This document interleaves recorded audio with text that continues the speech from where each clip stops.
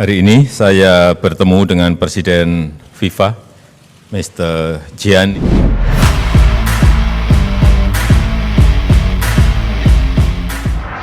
Presiden RI dan Presiden FIFA sepakati transformasi sepak bola Indonesia. Presiden Joko Widodo bertemu dengan Presiden Federasi Sepak Bola Internasional atau FIFA Gianni Infantino di Istana Merdeka, Jakarta pada Senin 18 Oktober. Pertemuan keduanya berlangsung pada pukul 12.00 waktu Indonesia Barat secara tertutup. Gianni terpantau tiba di Istana Merdeka sekitar pukul 11.50 waktu Indonesia Barat. Dia pun sempat tersenyum dengan para pewarta yang meliput. Pertemuan berlangsung kurang lebih selama 1,5 jam. Jokowi dan Gianni Infantino pun membahas sejumlah aspek penting terutama pasca tragedi yang terjadi di Stadion Kanjuruhan Malang. Kami sepakat tragedi ini jadi pelajaran penting bagi pesepak bolaan Indonesia dan bagi dunia sepak bola. Dan jangan sampai kejadian ini terulang kembali. Jangan sampai kegembiraan penonton berujung pada duka dan malapetaka, kata Presiden Jokowi dalam keterangan pers. Jokowi pun mengatakan pemerintah Indonesia dan FIFA sepakat untuk melakukan transformasi persepak bolaan Indonesia secara menyeluruh dan juga memastikan semua aspek di dalamnya berjalan sesuai dengan standar dan keamanan yang telah ditetapkan.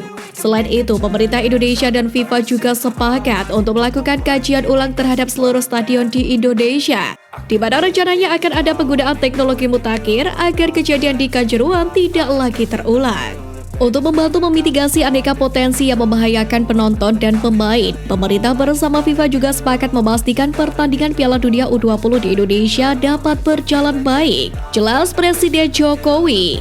Terakhir, pemerintah Indonesia dan FIFA juga sepakat untuk bersama-sama mengkaji ulang pemangku kepentingan persepak bolaan di Indonesia.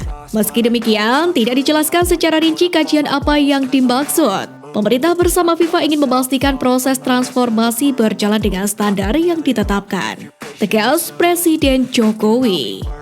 Latihan perdana di Turki, Timnas U20 kena semprot pelatih. Timnas Indonesia U20 telah tiba di Turki dan menjalani latihan perdana pada hari Minggu 16 Oktober. Para pemain masih diberi latihan ringan atau recovery setelah jalani perjalanan jauh. Akan tetapi Marcelino Ferdinand dan kawan-kawan diminta untuk serius jalani latihan recovery itu. Beberapa kali, asisten pelatih Timnas U20 baik Nova Arianto maupun yang dari Korea Selatan meneriaki pemain untuk lakukan gerakan dengan benar. Lakukan sesuai tempo, jangan buru-buru. Sekali lagi.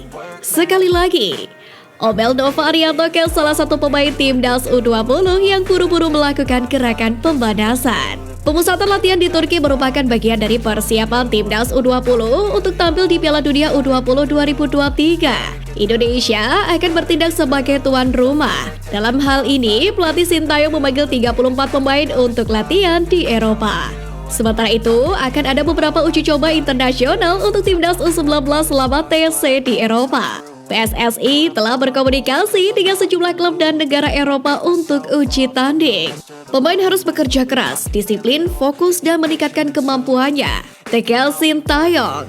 Sementara itu, Ketua Umum PSSI Muhammad Iryawan mengingatkan pemain untuk berlatih dengan serius. Karena mereka dibiayai negara, jadi wajib menunjukkan tanggung jawab. Tidak hanya persiapan untuk Piala Dunia U20 2023, pemusatan latihan di Turki dan Spanyol juga jadi pemanasan sebelum Piala Asia U20. Pasalnya, Piala Asia U20 digelar lebih awal yakni Maret tahun depan, sedangkan Piala Dunia U23 dimainkan pada Mei 2023. Pak Hang-seo hengkang, Vietnam ogah hadapi Timnas Indonesia di Piala Asia.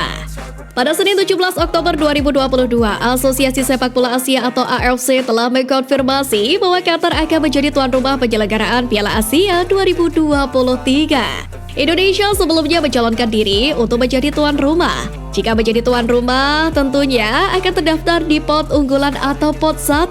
Namun karena gagal mencalonkan diri, Timnas Indonesia berada di pot 4 dalam pengundian babak grup nanti. Pot 4 sendiri adalah kelompok terbuncit dalam pengundian. Tentu dalam situasi ini, Timnas Indonesia akan bersua dengan negara-negara yang lebih baik secara peringkat. Sedangkan di pot 2 diisi oleh negara-negara kuat termasuk Irak dan Cina.